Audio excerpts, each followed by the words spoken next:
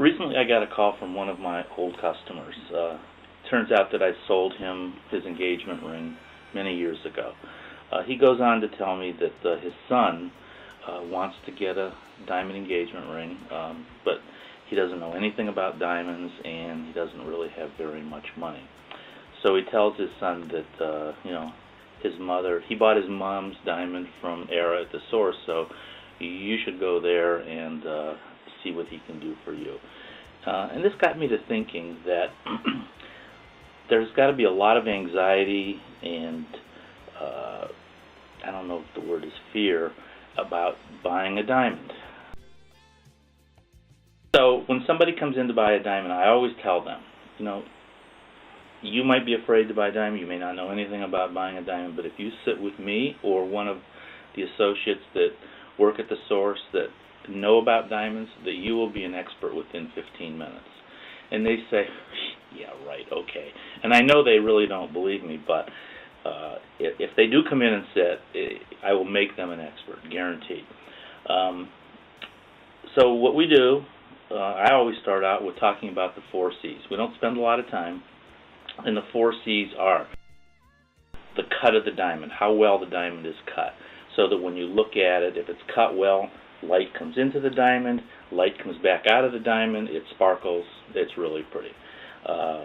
Then we also talk about clarity, how clean the diamond is, how free from inclusions, or on the other end, how many inclusions, are they visible? Then we talk about color, how white the diamond is. Is it white? Is there a tint of yellow? Your eye will be the judge. You don't need to know the nomenclature or the numbers. You'll look at a diamond and say, ugh, it's yellow, I don't like it. Or, that's really nice, it's white, I like that. And then the next C that we talk about is the clarity, or not clarity, I'm sorry, the carat weight, how big the diamond is. Is it a 1 carat diamond? Is it a half carat diamond? We'll look at 2 diamonds, you'll see a big one, you'll see a small one, you'll get a feel for it. And that's what we do, that's how we start out. The real key, though, is to look at diamonds. You can't do it on the internet, you can't go to a website and look at a list of diamonds and say, oh, I think I like that one. You need to look at diamonds side by side. You really can't go to a jeweler that only has a few diamonds or no diamonds. You really can't go to a mall jewelry store because they have a few diamonds that are loose maybe, and you're going to be pushed to pick one of these 2 diamonds, which may or may not be anywhere near what you want to spend or the quality that you want. So we start looking at diamonds, and this is what I call the diamond compromise. When you buy a diamond, you are making a bunch of compromises. And let's just, I know you probably can't see this, but if you look at the clarity of the diamond, how clean the diamond is, you go to the top and it's very clean, and you go down to the bottom where there's lots of inclusions and it's just not very pretty. And then you look at color. You get very, very white at the top of the scale, and you go down to the bottom of the scale and you get yellow. Less expensive, lots of inclusions, less expensive, no inclusions, more expensive. And then you go to the carat weight. You got large stones, very expensive. You go down the scale and you get smaller stones and they're less expensive. So what you have to do is you're going to compromise. You're going to, and I'm assuming that we're going to only look at good cut diamonds.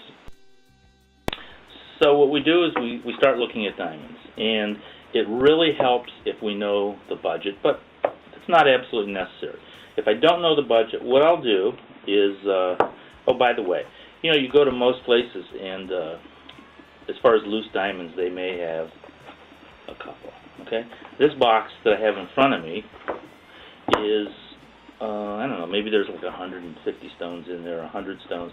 They are all 0.50 to 0.52 carats. That's it.